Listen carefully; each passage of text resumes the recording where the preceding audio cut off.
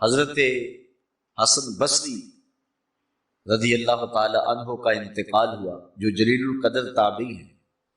تو اس دور کے جلیل القدر تابعی حضرت محمد بن سیرین رضی اللہ تعالی عنہ نے حضرت حسن بصری کا جنازہ نہیں پڑھا۔ لوگوں نے پوچھا کہ آپ نے حضرت امام حسن بصری کا جنازہ کیوں نہیں پڑھا؟ حضرت محمد بن سیرین فرمانے لگے کہ میری نیت نہیں ہوئی تھی، اس لیے میں نے نہیں پڑھا۔ نیت کے فقدان کی وجہ سے، فقد نیت کی وجہ سے میں جنازے میں شامل نہیں ہوا۔ حضرت یحییٰ بن کثیر فرماتے ہیں عمل میں حسن نیت عمل سے زیادہ باعث رسائی ہے۔ اللہ تعالیٰ کی طرف رسائی کا سبب عمل سے زیادہ عمل کا جو حسن نیت ہے وہ ہے۔ حضرت فضیل بن عیاض رضی اللہ تعالی عنہ فرماتے ہیں کہ نیت کے بغیر بات بھی نہ کرو، پہلے نیت کا استحضار کر لیا جائے اور پھر اس کے بعد بات کی جائے۔ نیت ٹھیک ہوگی اور عمل بھی ٹھیک ہوگا تو پھر اجر مرتب ہوگا۔ اگر دونوں میں سے کسی ایک کا فقدان ہے تو اجر مرتب نہیں ہوگا۔ یعنی عمل بہت اچھا ہے لیکن نیت ٹھیک نہیں ہے، اللہ کی راہ میں جان وار دی، بہت اچھا عمل ہے، اس سے بہتر عمل کیا ہو سکتا ہے؟ اپنی جان جیسی متاع عزیز قربان کر دی، لیکن نیت تھی شہرت اور ناموری، تو اجر مرتب نہیں ہوگا۔ اور دوسری صورت یہ ہے کہ نیت ٹھیک ہے لیکن عمل ٹھیک نہیں ہے تو پھر بھی اجر مرتب نہیں ہوگا۔ ایک شخص اس لیے ڈاکہ مارتا ہے کہ میں 10-20 بیوہ عورتوں کی کفالت کروں گا اور 5-7 یتیم بچیوں کی شادی کر دوں گا، یا اس لیے چوری کرتا ہے کہ میں اس سے مسجد بنواؤں گا، تو نیت اس کی ٹھیک ہے لیکن جو عمل ہے وہ ٹھیک نہیں ہے، لہذا اس پر بھی کوئی ثواب نہیں۔ ثواب مرتب تب ہوگا جب نیت بھی ٹھیک ہو اور عمل بھی ٹھیک ہو۔ اور ایک ہوتا ہے کہ بعض اوقات ایک عمل میں 2 نیتیں ہوتی، ایک اچھی نیت ایک بری نیت، اگر دونوں جمع ہو جائیں تو پھر کیا اس عمل کا بندے کو ثواب ملے گا؟ تو یہ بات ذہن میں رکھیں کہ اس پر بھی کوئی ثواب نہیں ہے۔ اور ہمارے پاس اس عنوان سے حضور علیہ السلام کا ایک فرمان موجود ہے۔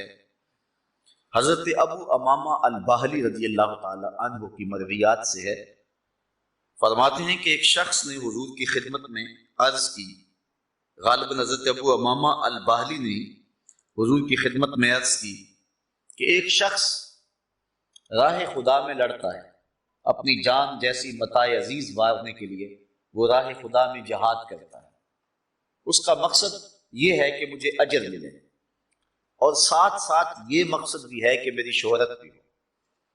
تو حضور سے سوال کیا کہ کیا اس کو اجر ملے گا، اس کا یہ عمل ٹھیک ہے، اس پر اس کو ثواب نصیب ہوگا؟ تو آقا کریم نے ارشاد فرمایا لا شیء لہ، اس کے لیے کچھ بھی نہیں۔ تو انہوں نے پھر دوبارہ عرض کی کہ حضور اگر کوئی شخص اللہ کی راہ میں شہادت پانے کے جذبے سے، اجر کی نیت سے جہاد کے محاذ پہ جاتا ہے، لڑتا ہے، جد و جہد کرتا ہے، لیکن ساتھ یہ بھی بات ہے کہ میری شہرت بھی ہو جائے، تو کیا اس کو کوئی اجر ملے گا؟ آقا کریم نے فرمایا لا شیء لہ، اس کے لیے کچھ بھی نہیں۔ اس نے پھر تیسری مرتبہ عرض کی کہ حضور اگر کوئی شہرت کے حصول کے لیے اور اجر کے پانے کے لیے لڑائی کرتا ہے، جہاد کرتا ہے، اپنی جان جیسی متاع عزیز وار دیتا ہے، تو کیا اس کو اجر ملے گا؟ تو آقا کریم نے پھر تیسری مرتبہ فرمایا لا شیء لہ، اس کو کچھ نہیں ملے گا۔ اور پھر حضور نے مزید وضاحت کرتے ہوئے ارشاد فرمایا ان اللہ لا يقبل من العمل الا ما كان له خالصا وابتغي وجهه، اللہ تعالیٰ وہی عمل قبول کرتا ہے جو محض اسی لیے ہو اور اس کی رضا جس عمل سے چاہی گئی ہے، جس میں اور شرکت ہو جائے اللہ اس عمل کو قبول نہیں کرتا۔ حضرت عبداللہ بن مبارک رضی اللہ تعالیٰ عنہ فرماتے ہیں کہ نیت کے حسن کی وجہ سے چھوٹا عمل بھی اللہ کے نزدیک بڑا ہوتا ہے، اور نیت کی خرابی کی وجہ سے بڑا عمل بھی اللہ کی نظر میں کوئی حیثیت نہیں رکھتا ہے۔ جس طرح کہ حدیث میں آتا ہے کہ قیامت کے دن ایک قاری، ایک شہید اور ایک سخی پیش ہوں گے، اور اپنے اپنے اعمال پیش کریں گے۔ سخی کو پوچھا جائے گا تجھے مال دیا، تو نے اس کا مصرف کیا کیا؟ تو وہ کہے گا مالک میں تیرے راستے میں لٹا دیا۔ اللہ تعالیٰ فرمائے گا تو نے اس لیے مال خرچ کیا تھا کہ میری ناموری ہو، وہ ہو گئی، اب میرے ہاں تیرا کوئی اجر نہیں ہے۔ اور فرشتوں کو کہا جائے گا اس کو پکڑو اور جہنم کی آگ میں ڈال دو۔ اسی طرح ایک عالم دین سے، ایک قاری سے پوچھا جائے گا کہ تو نے اپنی زندگی اور اپنی صلاحیتوں کو کیسے صرف کیا؟ تو وہ کہے گا مالک میں تو ساری زندگی تیرے دین کی نوکری کرتا رہا، میں تو قرآن پڑھتا اور پڑھاتا رہا۔ ارشاد ہوگا تو نے اس لیے کیا تھا کہ لوگوں کے چہرے تیری جانب پھرے اور لوگ تجھ سے محبت کریں، تو نے اس غرض کے لیے سب کچھ کیا تھا، سو ہو گیا جو تو نے چاہا تھا، اب میرے ہاں تیرا کوئی اجر نہیں۔ پھر شہید سے اللہ تعالیٰ پوچھے گا کہ تو نے میرے لیے اس دنیا پہ جا کر کے کیا کیا؟ تو وہ عرض کرے گا مالک جان جیسی متاع عزیز تیرے راستے میں قربان کر دی۔ تو اللہ تعالیٰ ارشاد فرمائے گا کہ تو نے اس لیے جان قربان کی کہ میرے نام کی شہرت ہو، تو وہ دنیا پر تیرے نام کے ڈنکے بجے اور تیری شہادت کی شہرت ہو گئی، لیکن جس مقصد کے لیے تو نے یہ قربانی دی تھی وہ مقصد پورا ہو گیا، اب میرے ہاں یہاں تیرا کوئی اجر نہیں ہے، اور اس کو بھی پکڑ کے جہنم کی آگ میں پھینک دیا جائے۔ اب دیکھیے کتنے بڑے عمل ہیں یہ تینوں اعمال، کتنے بڑے ہیں، لیکن نیت کی خرابی کی وجہ سے اجر و ثواب ضائع ہو گئے۔ اور بعض عمل بہت چھوٹے ہوتے ہیں حجم اور مقدار میں، لیکن نیت کے حسن اور نیت کے جمال کی وجہ سے اللہ تعالیٰ جل شانہ کے نزدیک وہ بہت ہی زیادہ بڑے ہوتے ہیں۔ بعض کا صرف نیت ہوتی ہے، عمل بھی نہیں ہوتا، محض نیت ہوتی ہے، اللہ تعالیٰ اس نیت پر ثواب مرتب کر دیتا ہے۔ کل قیامت کے دن ایک شخص نامہ اعمال کھولے گا، حج لکھا ہوگا، عرض کرے گا مالک میں نے تو حج کیا ہی نہیں، میرے نامہ اعمال کے اندر حج کیسا؟ ارشاد ہوگا ہم جانتے ہیں تو نے حج نہیں کیا، جب حاجیوں کے قافلے جاتے تھے تیرا دل تو تڑپتا تھا نا، ہم نے تیری اس تڑپ کو دیکھ کے تیرے نامہ اعمال میں حج لکھ دیا۔ جب حضور غزوہ تبوک کو گئے ہیں تو فرمایا کہ ہم نے کوئی وادی قطع نہیں کی ہے مگر فلاں فلاں آدمی اجر میں ہمارے ساتھ شریک رہا۔ صحابہ نے عرض کی حضور وہ آیا ہی نہیں، اس نے مدینے کو چھوڑا ہی نہیں، اور وہ اجر میں برابر کا شریک کیسے ہے؟ فرمایا اس کو کسی غرض کسی ضرورت نے روک لیا ہے، ورنہ وہ ہمارے ساتھ آنا چاہتا تھا، اس نیت پر اس کو ثواب نصیب ہو۔ آپ جانتے ہیں سارے اہل علم تشریف فرما ہو، غزوہ بدر کے اندر مسلمانوں کی تعداد کتنی تھی بلا؟ 313، لیکن تاریخ اٹھا جو لوگ لڑے ہیں، جنہوں نے جہاد کیا ہے، دشمنوں کے مقابلے میں ڈٹے ہیں، وہ 313 نہیں تھے، وہ 305 لوگ تھے۔ 8 لوگ ایسے ہیں کہ جو محاذ پہ لڑے نہیں ہیں، ان میں حضرت عثمان غنی رضی اللہ تعالی عنہ کا نام بھی ہے، حضرت ابو لبابہ بھی ہیں، دیگر صحابہ بھی ہیں۔ حضور نے فرمایا تمہاری زوجہ بیمار ہے، تم ان کی تیمارداری کرو۔ حضرت ابو لبابہ کو بھی راستے سے حضور نے موڑ دیا کہ تم جا کے مدینے کے اندر یہ ذمہ داری سنبھالنا۔ 8 صحابہ ایسے ہیں کہ جو میدان میں لڑے نہیں ہیں، گئے نہیں یا راستے سے واپس آ گئے، لیکن بدر کے شرکاء کی تعداد 313 اتنی دیر تک پوری نہیں ہوتی جب تک ان 8 لوگوں کو شامل نہیں کر دیتا، بلکہ جب مال غنیمت بٹا تو ان 313 میں سے ان 8 کو بھی شامل کیا گیا، ان کو بھی حصہ دیا گیا۔ گئے نہیں، لڑائی نہیں کی، لیکن 313 کا عدد نہیں پورا ہوتا جب تک ان کو شامل نہ کرے۔ تو گھر سے چل پڑے تھے، نیت کر لی، وہ پہنچے نہیں لیکن اجر میں برابر کے شریک۔ نیت المومن خیر من عمل، امام غزالی یہ روایت لائے کہ مومن کی نیت اس کے عمل سے بہتر ہے۔ جب وہ نیت کرتا ہے نامہ اعمال کے اندر نیکی لکھ دی جاتی۔ ابن عساکر نے اپنی تاریخ کے اندر ایک طویل روایت لکھی ہے، اللہ بھلا کرے شخص کا، اس نے کہاں کہاں سے رس نچوڑا اور کہاں کہاں سے روایات کو جمع کیا۔ ابن عساکر کو ابن عساکر اسی لیے کہتے ہیں کہ وہ لشکروں کے ساتھ رہتا تھا، جب بھی کوئی لشکر سجتا آراستہ ہوتا تو ابن عساکر بھی چلا جاتا اور اس لشکر کے ساتھ شمولیت اختیار کرتا۔ لوگ تلواریں تیز کر رہے ہوتے، یہ ایک ایک بندے سے ملتا، تو نے حضور کا کوئی فرمان تو نہیں سنا؟ اگر سنا ہے تو مجھے سنا دو۔ اس طرح اس نے احادیث کو، روایات کو، تاریخ کو جمع کیا۔ ابن عساکر کا میرے پاس خلاصہ موجود ہے جو 40 جلدوں کے اوپر موجود ہے۔ اس نے جو کتاب لکھی اس کا خلاصہ 40 جلدوں پر ہے، جو اصل کتاب ہے وہ 120 جلدوں پر ہے۔ اتنی بڑی اس نے کتاب لکھی۔ اس کے اندر یہ روایت ہے کہ حضرت موسیٰ علیہ السلام پر جب الواح تورات کا نزول ہوا تو انہوں نے الواح تورات میں قیامت کے قریب آنے والی ایک امت کا تذکرہ پڑھا، تو اللہ کی بارگاہ میں انہوں نے 9 سوال کیے۔ ان میں سے ایک سوال یہ تھا، اللہم انی اجد فی الالواح امتا اذا ہم احدہم بحسنۃ فلم یعملها کتبت له حسنۃ واحدہ وان عملها کتبت له 10 حسنات فاجعلها امتی قال تلک امت احمد۔ کہا مالک میں نے الواح تورات میں ایک امت کا تذکرہ پڑھا ہے، اگر وہ نیکی کی نیت کرے گی، ابھی نیکی کی نہیں، نامہ اعمال کے اندر نیکی لکھ دی جائے، وَإِنْ عَمِلَهَا كُتِبَتْ لَهُ 10 حسنات، اور اگر وہ نیکی کر لے گی، کی اس نے ایک ہے، نامہ اعمال میں 10 لکھی جائیں، وہ امت میری امت کر دے۔ قَالَ تِلْكَ أُمَّةُ أَحْمَدَ، کہا یہ تو میرے پیارے احمد کی امت۔ یہ اعزاز دیا جائے، ابھی نیکی کی نہیں ہے، جی میں آیا کہ یہ نیک کام کرنا، نامہ اعمال کے اندر نیکی لکھ دی جائے گی۔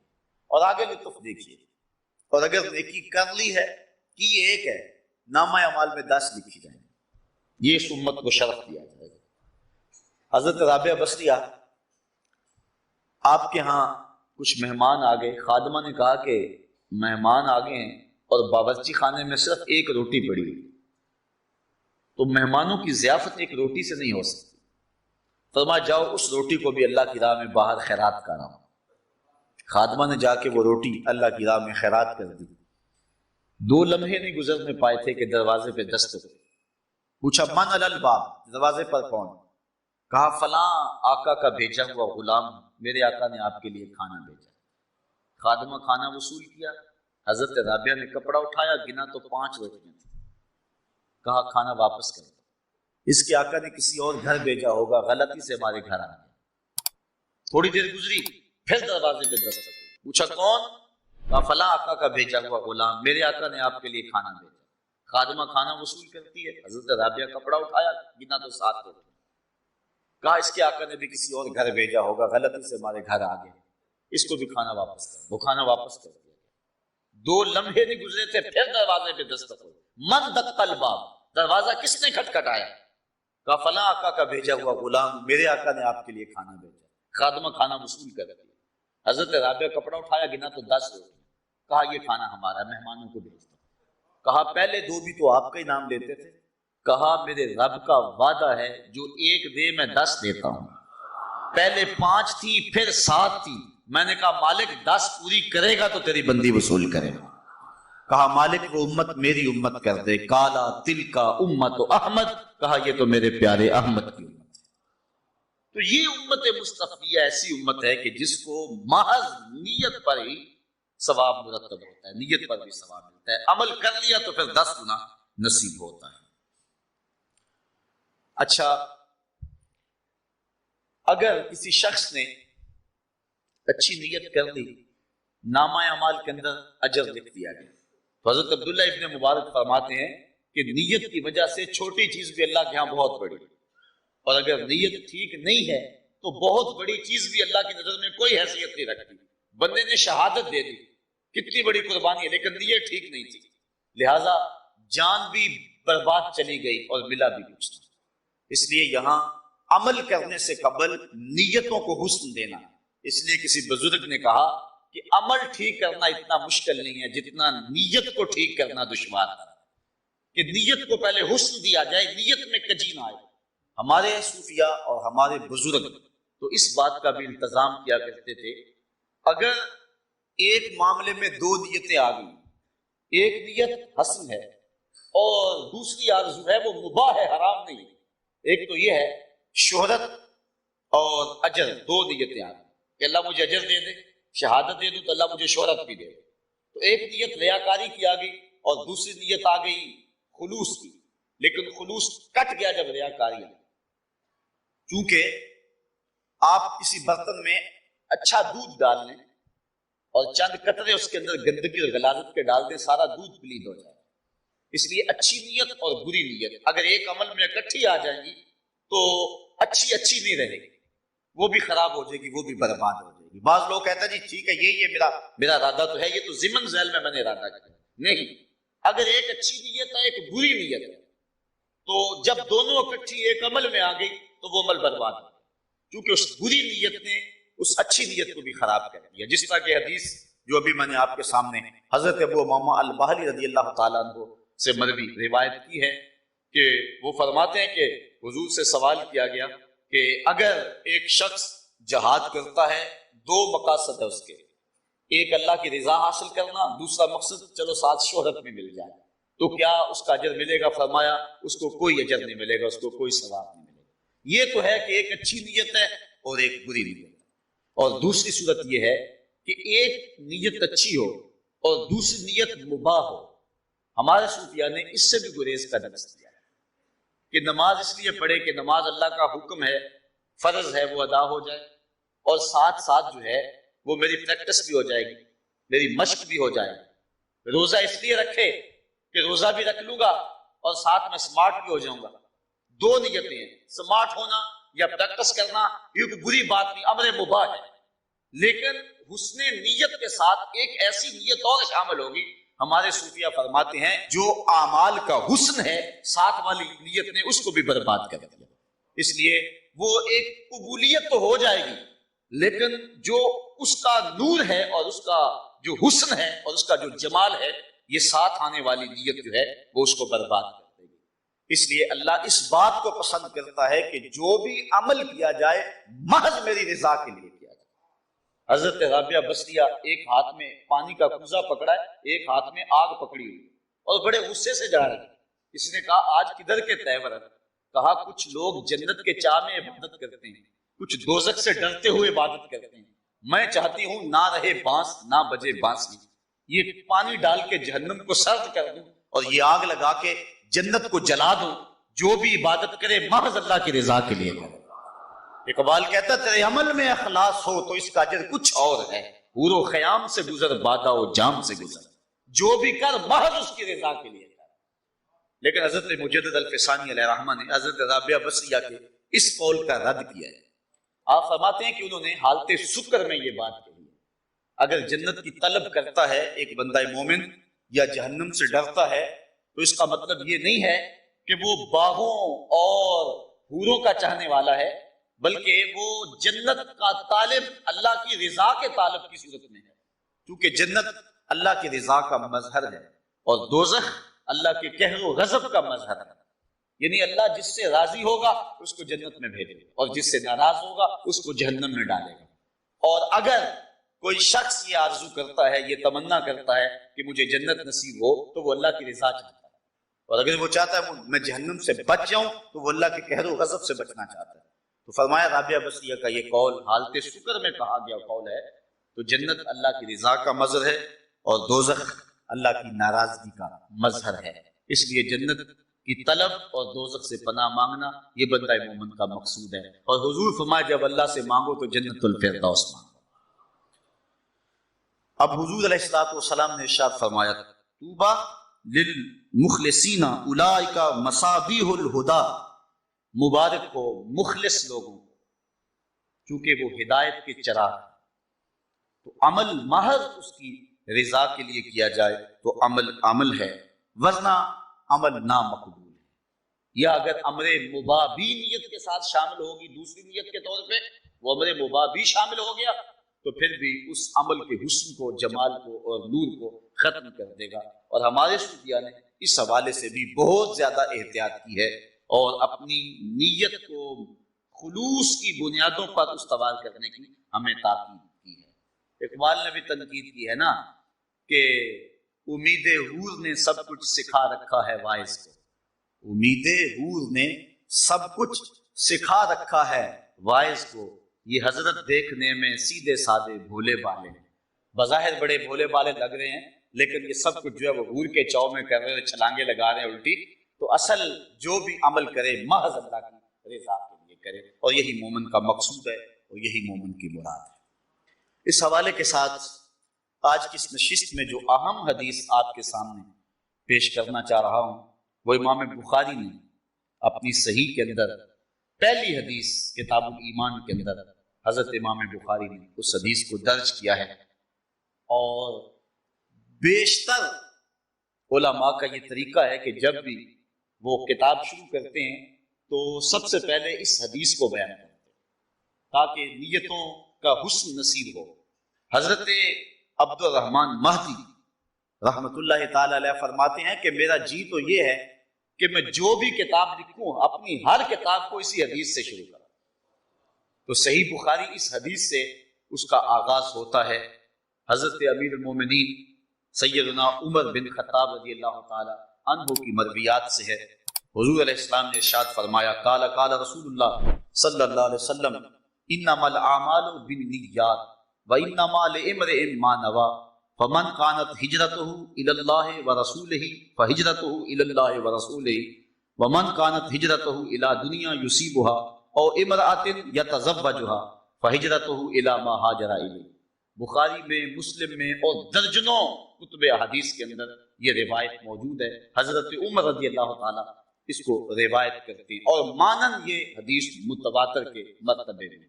حضرت علی بن مدینی رحمت اللہ تعالی علیہ فرماتے ہیں، اس حدیث کی صحیح ترین سند وہ ہے جس سے امام بخاری نے اس حدیث کو روایت کیا ہے۔ ویسے امام بخاری نے صحیح بخاری کے اندر اس حدیث کو 6 مرتبہ روایت کیا ہے اور 6 مرتبہ مختلف راویوں سے روایت کیا ہے۔ فرماتے ہیں لیکن اس کی بہترین سند وہ ہے جو حضرت یحییٰ بن سعید رضی اللہ تعالی عنہ سے مروی ہے۔ پھر حضرت یحییٰ بن سعید رضی اللہ تعالی عنہ سے 700 لوگوں نے اس حدیث کی روایت کی ہے۔ اس کے بعد ایک راوی نہیں ہے، یحییٰ بن سعید کے بعد اس کے راوی پھیل جاتے ہیں، اور حضرت امام بدر الدین عینی علیہ رحمہ نے 200 لکھے ہیں اور بعض لوگوں نے 700 اس کے راوی لکھے کہ حضرت یحییٰ بن سعید سے 700 لوگوں نے یہ حدیث لی ہے اور پھر مختلف طرق سے ہمارے تک پہنچی ہے۔ تو یہ مانن حدیث متواتر ہے۔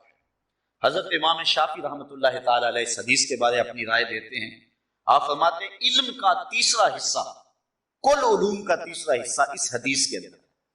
حضرت امام احمد بن حنبل رضی اللہ تعالیٰ عنہ فرماتے ہیں دین کا مدار جن 3 حدیثوں پر ہے ان میں سے ایک حدیث یہ ہے انما الاعمال بالنیات۔ حضرت امام بدر الدین عینی نے عمدۃ القاری شرح صحیح بخاری میں حضرت ابو بکر بن داسہ رضی اللہ تعالی عنہ سے اس روایت کو بیان کیا ہے۔ وہ کہتے ہیں کہ میں نے حضرت امام ابو داود سے سنا، اور وہ کہتے ہیں کہ میں نے اللہ کے رسول صلی اللہ علیہ وسلم کی 5 لاکھ حدیثیں جمع کی، اور 5 لاکھ احادیث سے میں نے انتخاب کیا، خلاصہ تیار کیا، تو میرے پاس رہ گئی صرف 4000 حدیث۔ یہ امام بخاری نے جو صحیح بخاری لکھی ہے اس میں 7275 احادیث کو لکھا، اور امام بخاری علیہ رحمہ کو حضور علیہ السلام کی 6 لاکھ حدیثیں زبانی یاد تھی۔ ان 6 لاکھ حدیث کا خلاصہ تیار کیا تو تقریباً 7,500 حدیثیں خلاصے کے طور پہ حضرت امام بخاری نے لکھی، اور بعض احادیث 2 مرتبہ بھی ہے بخاری شریف میں، جس طرح یہ حدیث بخاری شریف میں 6 مرتبہ ہے۔ اگر تکرار ختم کریں تو بخاری شریف کی احادیث کی تعداد بھی جو ہے وہ 4000 ہی بنتی ہے۔ تو حضرت امام ابو داؤد کہتے ہیں میں نے 5 لاکھ حضور کی احادیث جمع کی، جب اس کا خلاصہ تیار کیا تو میرے پاس رہ گئی کل 4000 حدیث۔ ان 4000 حدیثوں کا پھر میں نے خلاصہ بنایا تو میرے پاس رہ گئی صرف 800 حدیث۔ ان 800 حدیثوں کا پھر میں نے خلاصہ تیار کیا تو میرے پاس رہ گئی 4 حدیث، اور ان 4 حدیثوں میں ایک حدیث یہ ہے انما الاعمال بالنیات، اعمال کا دار و مدار نیتوں پر ہے، اور دوسری حدیث یہ ہے ان الحلال بین و ان الحرام بین، حلال بھی واضح ہے، حرام بھی واضح ہے، اور اس کے درمیان کچھ شبہ والی چیزیں ہیں، جو شبہ میں پڑ گیا وہ حرام میں پڑ گیا۔ اور تیسری حدیث من حسن اسلام المرء ترکہ ما لا یعنی ہے، آدمی کے اسلام کا حسن یہ ہے کہ وہ ہر بے مقصد کام کو چھوڑ دے۔ اور چوتھی حدیث لا یکون المؤمن مومنا حتی یرضی لاخیہ ما یرضی لنفسہ، اتنی دیر تک کوئی بندہ مومن نہیں ہو سکتا جو اپنے لیے پسند کرتا ہے وہ اپنے مومن بھائی کے لیے پسند نہ کرے۔ کہتے ہیں یہ اساس اسلام ہیں، یہ حدیث اسلام کی بنیاد ہیں۔ یہ اسلام کی جڑ ہے۔ 5 لاکھ احادیث رسول کا خلاصہ یہ 4 حدیث ہے۔ ان میں سے پہلی حدیث انما الاعمال بالنیات، اعمال کا دار و مدار نیتوں پر ہے۔ اس حدیث کا شان ورود یہ ہے کہ جب حضور علیہ السلام نے مکہ سے ہجرت فرما کے مدینہ کو اپنے وجود کی برکتیں عطا فرمائیں تو حضور کے ساتھ بہت سارے صحابہ بھی ہجرت کے لیے مکہ سے مدینہ کی طرف چلے گئے، کچھ حضور سے پہلے، کچھ حضور کے ساتھ اور کچھ حضور کے بعد۔ ایک شخص تھا جس کا مدینے کی ایک خاتون کے ساتھ ربط قلب تھا اور وہ اس کے ساتھ نکاح کرنا چاہتا تھا۔ اس عورت نے ایک شرط لگائی تھی کہ میں تیرے ساتھ نکاح کرنے کے لیے تیار ہوں، لیکن شرط ایک ہے کہ تو شہر مکہ چھوڑ دے اور مدینے میں آ جا۔ اس نے اس بات میں آر محسوس کی کہ میں ایک عورت کے لیے اپنا شہر چھوڑ دوں اور لوگ کیا کہیں گے کہ ایک خاتون کے لیے اپنا شہر چھوڑ دیا ہے۔ اچھا، اس عورت نے یہ شرط لگائی۔ مجھے ایک عورت بھی یاد آئی، کون؟ حضرت ام سلیم رضی اللہ تعالیٰ۔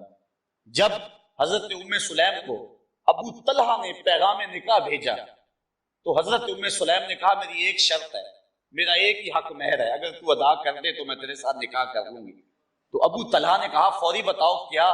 تو ام سلیم نے کہا تم اسلام لے آؤ، یہی میرا حق مہر ہوگا۔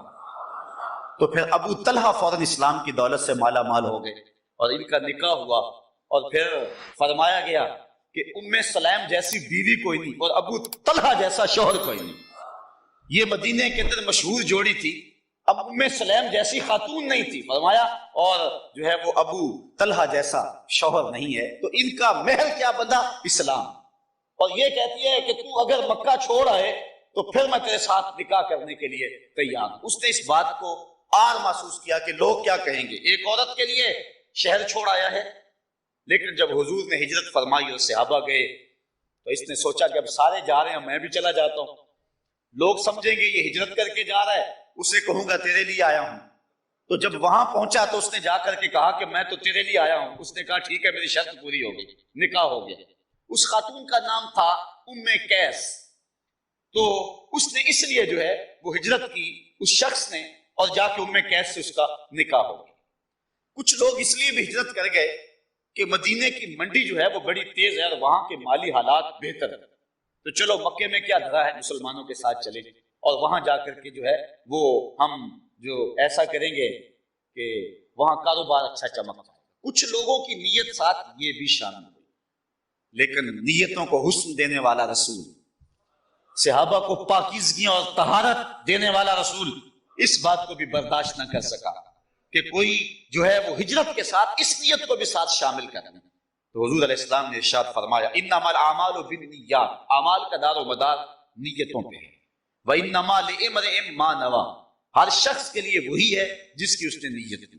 فمن كانت هجرته الى الله ورسوله فهجرته الى الله ورسوله، جس نے اللہ اور اس کے رسول کے لیے ہجرت کی اس کی ہجرت اللہ اور اس کے رسول کے لیے ہوئی۔ جس نے دنیا کے لیے ہجرت کی دنیا اسے مل جائے گی، کاروبار اس کا ٹھیک ہو جائے گا۔ اور امرأۃ یتزوجها، یا کسی عورت کے لیے ہجرت کی تو وہ اس سے نکاح کر لے گا۔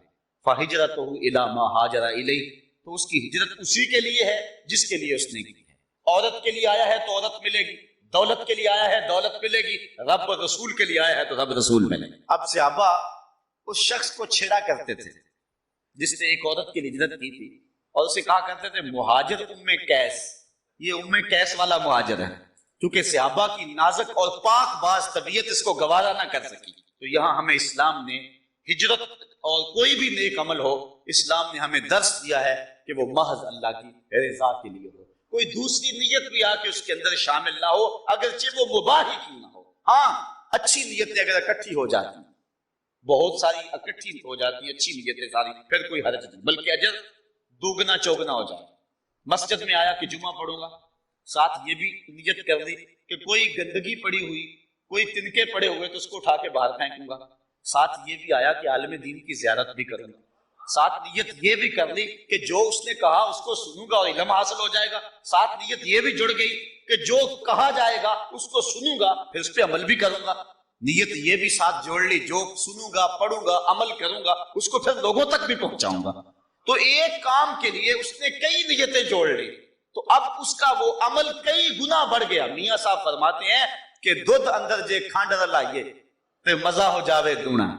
پھر تو کیفیت ہی کوئی اور ہو گئی نا. اگر کئی نیتیں ایک اچھی نیتیں شامل کر لی تو پھر اچھی نیتیں جمع ہوتی رہی اور ایک گلدستہ بنتا چلا گیا نیتوں کا.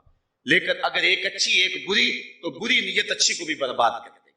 لیکن ایک اچھی نیت اور دوسری امر مباح کی نیت, جس طرح کے نماز اور ساتھ ورزش بھی ہو جائے گی, تو علماء فرماتے ہیں, صوفیاء فرماتے ہیں نہیں, یہ بھی عمل کے نور کو اجاڑنے والی بات ہے. تمہارا عمل ہو تو محض اللہ کی رضا کے لیے, محض اس کی رضا کے لیے ہو, تیرے عمل میں اخلاص ہو تو اس کا اجر کچھ اور. یہ کہانی ہے, یہ لطف ہے. اب نیتوں کے اندر جو فساد بپا ہوتا ہے, جو کسی کے لیے کام کیا جاتا ہے, اللہ کیا اس کا کوئی اجر نہیں ہے. اللہ تعالیٰ ارشاد فرماتا ہے لن ینال اللہ لحومها ولا دماؤها ولکن ینالہ التقوی منکم. جب تم قربانی کرتے ہو تمہارا گوشت اللہ کو نہیں پہنچتا, تمہارے گوشت کا خون اللہ کو نہیں پہنچتا, تمہاری قربانی کی ہڈیاں اس کو نہیں پہنچتی, اس کی کھال نہیں پہنچتی. کھال مدارس والے لے گئے, گوشت نے خود کھا لیا, ہڈیاں گندگی کی ڈھیر پہ پھینک دی, خون نالیوں میں بہہ گیا, پھر اللہ کو کیا پہنچا؟ نہ تمہارا گوشت پہنچا, نہ تمہارا پوست پہنچا, نہ تمہارا خون پہنچا, نہ تمہاری قربانی کی جلد پہنچی, تو اللہ کیا پہنچا؟ کہا وَلَٰكِن يَنَالُهُ التَّقْوَىٰ مِنكُمْ, جو تمہارے دل کا تقویٰ ہے اللہ کو وہ پہنچتا ہے. وہ یہ دیکھتا ہے کس نے کس حسن نیت کے ساتھ یہ کام کیا, تو اس کو یہ چیز پہنچتی ہے. باقی تمہارے عمل کی ظاہری صورتیں اس کی نظر اس پہ نہیں ہے, اس کی نظر اس کے باطن پہ ہے. ان اللہ لا ينظر الى صورکم ولا الى اعمالکم ولکن ينظر الى نیاتکم. نہ تمہاری صورتیں دیکھتا ہے اور نہ تمہارے اعمال کے ظاہری رنگ ڈھب کو دیکھتا ہے, وہ دیکھتا ہے تو تمہاری نیتوں کو دیکھتا ہے. اگر نیت تم نے اچھی کر لی, عمل نہیں بھی کیا, تو نامہ اعمال کے اندر نیکی درج ہے. اللہ اکبر. ابن موفق کہتے ہیں کہ میں نے حج کے لیے پیسے جوڑے اور حج کی تیاریوں میں تھا. کیا ہوا کہ میری بیوی جو کہ حمل سے تھی, اس نے کہا میرا گوشت کھانے کو جی چاہا. رات کا پچھلا پہر تھا. میں نے کہا اللہ کی بندی آپ گوشت کہاں سے ملے؟ اس نے کہا مجھے نہیں پتا. ضد کر دی. اب ابن موفق کہتا میں اس کے لیے گوشت کی تلاش میں نکلا. خیال تھا کہ باہر ہو کر کے آ جاؤں گا اور کہوں گا نہیں ملا, اور ملنا بھی نہیں ہے. لیکن میں ایک گھر کے قریب سے گزرا تو اندر سے گوشت کے پکنے کی خوشبو آ رہی تھی. میں نے دروازے کو دستک دے دی. ایک خاتون آئی, پردے میں, کہا کیا ماجرا ہے اس وقت؟ میں نے کہا کہ میری بیوی بیمار ہے اور اس کی طبیعت اس وقت چاہ رہی ہے کہ میں چند جو ہے وہ ٹکڑے گوشت کے کھا لوں. تمہارے گھر سے گوشت پکنے کی جو ہے وہ خوشبو آ رہی ہے, میں چاہتا ہوں کہ جتنے مرضی پیسے لے لیں, مجھ کو تھوڑا سا گوشت دے. اس عورت نے تھوڑی دیر توقف کیا اور پھر اس کے بعد کہا یہ گوشت تمہارے کھانے والا ہے. کہتے ہیں میں نے حیران ہو کے کہا کہ وہ کون سا گوشت ہے جو تم کھا سکتے اور ہم نہیں کھا سکتے؟ اس نے کہا کہ بس بابا ہماری جان چھوڑ, بس ہمیں اپنے کام میں لگے. میں نے تھوڑا سا ضد کی کیفیت پیدا کر لی. اس نے کہا پھر سنو کہ یہ تمہارے کھانے والا کیوں نہیں اور جو ہے وہ میرے کھانے والا کیوں نہیں؟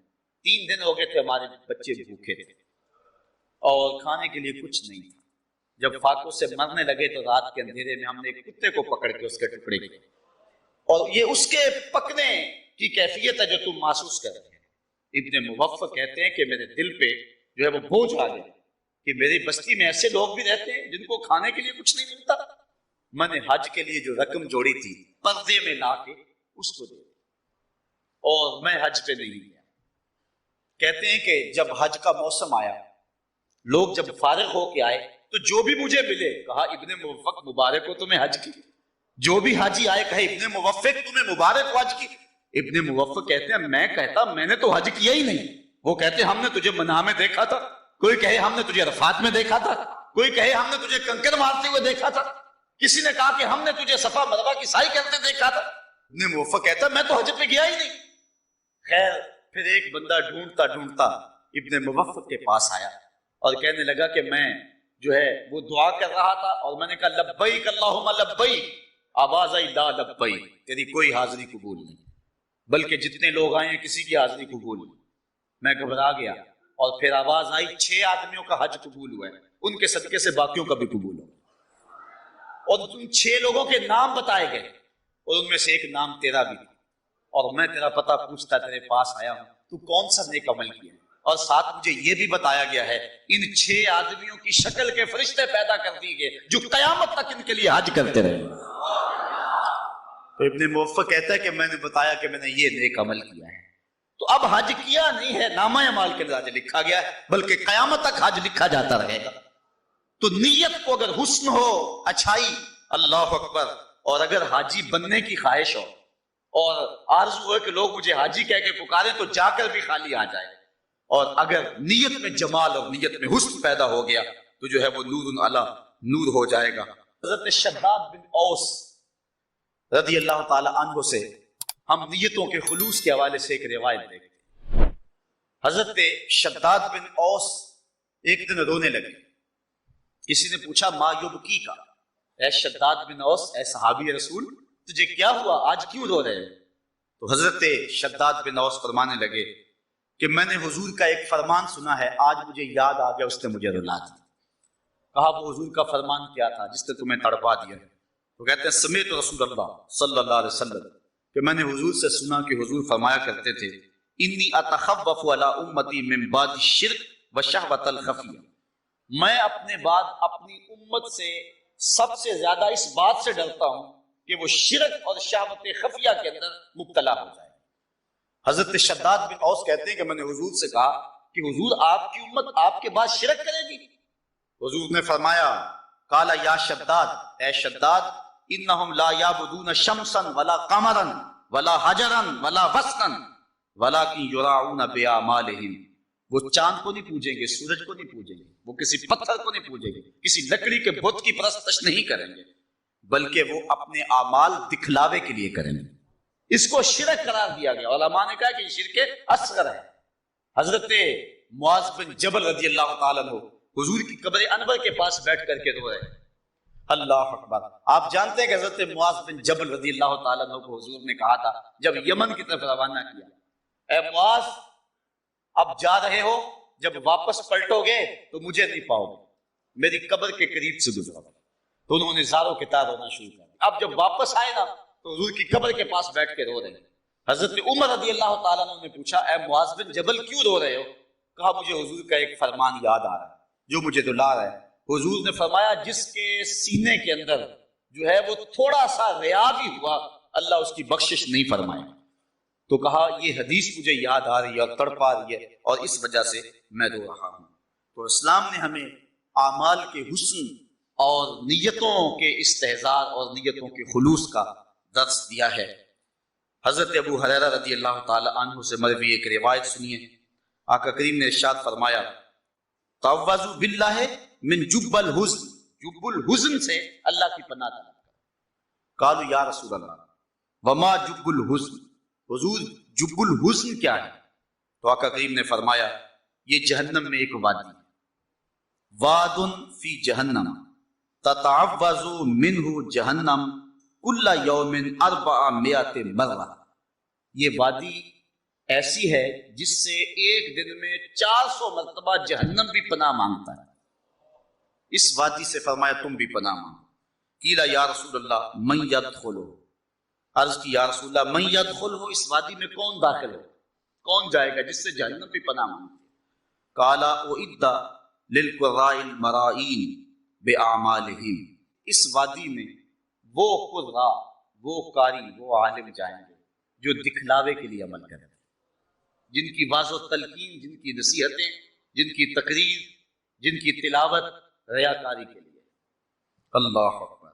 وَإِنَّ مِنْ أَبْغَضِ الْقُرَّاءِ إِلَى اللَّهِ عَزَّ وَجَلَّ الَّذِينَ يُرَوْنَ الْأُمَرَاءَ وَفِي بَعْضِ النُّسْخ الْأُمَرَاءَ الْجَوْرَ، اور ان میں سے آگے بدترین قراء وہ ہیں کہ جو بادشاہوں کو دکھلاوے کے لیے اعمال کرتے ہیں، اور ایک روایت میں ہے کہ جو ظالم حکمرانوں کے دکھلاوے کے لیے اعمال کرتے ہیں۔ اب یہ وہ چیزیں ہیں جو ہمیں اس بات کا درس دیتی ہیں کہ ہم اپنے اعمال کو حسن دیں، اپنے اعمال کو آراستہ کریں نیت کے حسن اور نیت کے جمال کے ساتھ۔ حضرت قاسم بن مخیمرہ رضی اللہ تعالیٰ عنہ فرماتے ہیں لا يقبل اللہ عملا فیہ مثقال حبۃ من خردل من ریاء، اللہ تعالیٰ اس عمل کو قبول نہیں کرتا جس میں رائی کے دانے کے برابر بھی ریاکاری آئے۔ اللہ جو ہے وہ جمیل ہے اور جمال کو ہی پسند کرتا ہے، اور اللہ تعالیٰ خالص کو ہی پسند کرتا ہے، نہ خالص کو اللہ پسند نہیں کرتا۔ تو اللہ نے ہمیں نیتوں کے حسن کا درس دیا ہے کہ اپنی نیتوں کو جمال دے دو، اپنی نیتوں کو حسن دے دو۔ اللہ ہمیں اعمال سے پہلے نیتوں کو ٹھیک کرنے کی توفیق